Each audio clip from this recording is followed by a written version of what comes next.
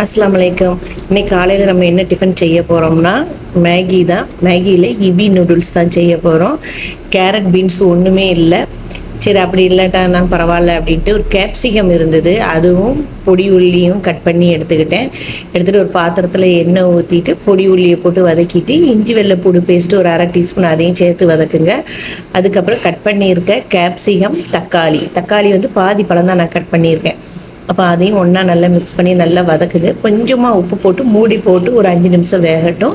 இது வெந்ததுக்கு அப்புறம் நம்ம வந்து இபி நூடுல்ஸில் ஒரு மசாலா கொடுத்துருப்பாங்கள்ல, அந்த மசாலா பாக்கெட் எடுத்து நான் 2 பாக்கெட் ஓப்பன் பண்ணி போடுவேன்.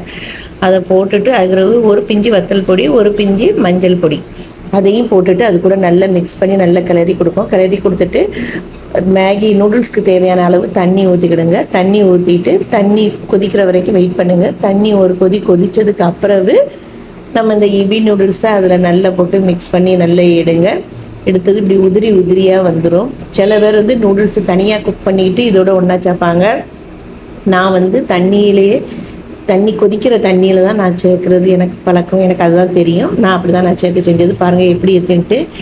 இதில் கேரட் பீன்ஸ் போட்டு செஞ்சாலும் நல்லாயிருக்கும், இல்லை முட்டையை உடச்சி ஊற்றி வறுத்தாலும் நல்லாயிருக்கும். வீடியோ பிடிச்சிருந்ததுன்னா சப்ஸ்கிரைப் பண்ணுங்கள். அலைக்கும் சலாம்.